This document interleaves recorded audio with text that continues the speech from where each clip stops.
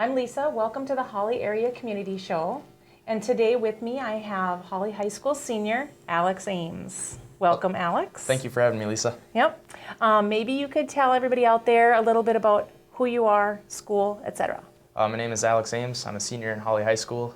Some of the activities I participate in are football, track, and big-time hunter, and love to fish. Basically hanging out with friends is what I do, and just living the dream basically right now. Awesome. Excellent. Now, we're going to talk a little bit later about the Children's Miracle Network and your tie to them, but to kind of set some of the groundwork, maybe you could tell me about your home life. I understand you have a couple siblings at home. I have two brothers. One's named Jack, the other one's Reed, and what makes our family really special is my little brother Reed, who is in 3rd grade, was diagnosed with juvenile diabetes a couple years ago, and so that's definitely had a big impact on how our family works and how close we are and stuff like that, because we're definitely a unit that works together, and even though we may fight and argue at times, that with having us close like that, that definitely brings us together and makes us different than most families. And I don't know if maybe people understand when you hear the word diabetes and how it might impact somebody's life, but maybe you can explain what a typical night might look like for your mom or for Brooke. Typical night for my stepmom, Brooke. My parents don't get a lot of sleep a lot of the time because they have to get up and check Reed's blood glucose levels to make sure that he's not rising too high or not rising too low. And the big thing, most people get to have a full night's sleep or they get 8 hours of sleep. They're lucky if they get, maybe a little over half of that. I know a big part is that they have to get up regularly between 1 to 3 just to make sure he's doing all right in the middle of the night. And I know even though they're crabby at some days, I understand why. Yeah, maybe. I know that I've seen several things from Brooke online on days that are good and bad. She'll be like, check out my alarm clock for the night. And she'll have her iPhone alarm clock set for every hour, on the hour, to get up and take care of him. I know sending him off to kindergarten was a big deal for the family. Mm-hmm. And can you tell me maybe how he handled that and how the school, did with that? I know with the school, great thing about Hawley is everyone supports each other. And I truly am blessed that I come from this town, because for little kids that have juvenile diabetes and other things that may come up in their life, I know that the elementary school and their staff has big time been promoting awareness for that and education to help these kids out, and especially Reed, that I know he goes to school a lot more comfortable knowing that people are looking out for him. And Reed participates in activities like a normal child? Reed does everything that any other kid can do. He plays basketball right now, he hangs out with friends, goes to sleepovers, stuff like that, and he's not much different than any other kid.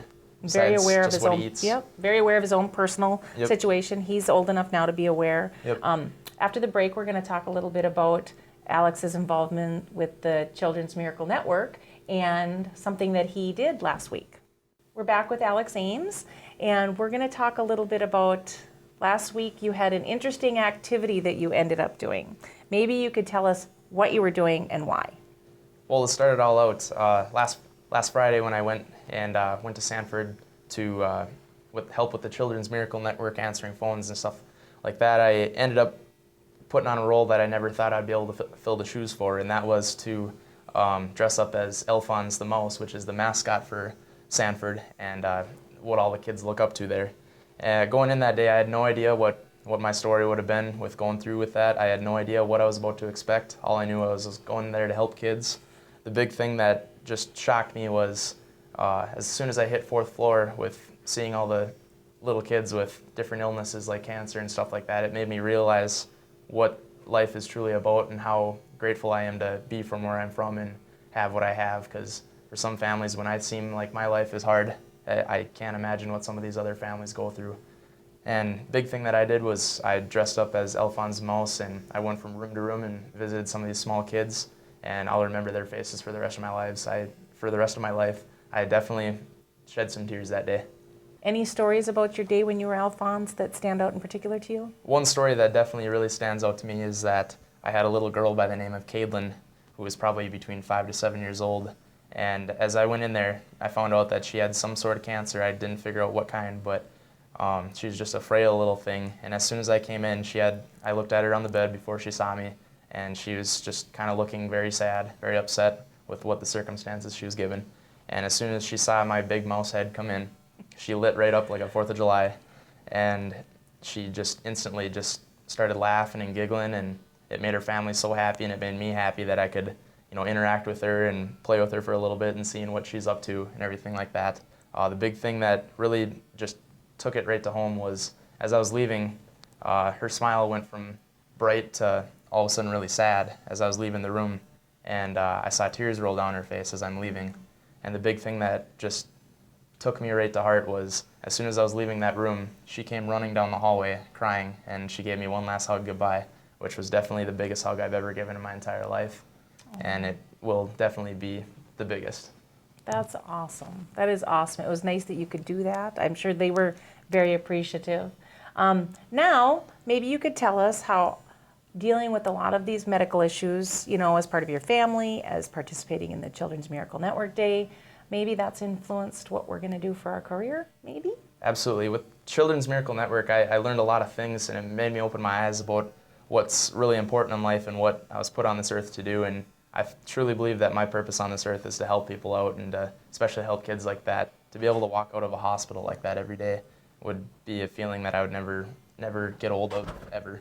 And so with my plans next year, I hope to attend Concordia College, as I'm repping right now, and play football for them. But not only play football, but hopefully pursue my career in pre-med and see where that road takes me, so Excellent. I can make a difference one day.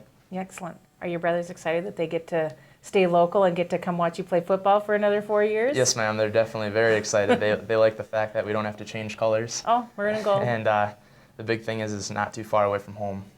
Excellent, because they were some pretty big football fans for you, especially the senior year, but I mean for all the years you played. But they are Yes, very ma'am. well known in the stands, and everybody will know who we're talking about when we talk about your younger brothers. Yes, So, ma'am. Thank you very much, Alex. Thank we you so wish much, you Lisa. lots of luck in the future, and I appreciate you coming in today. Thank you for having me.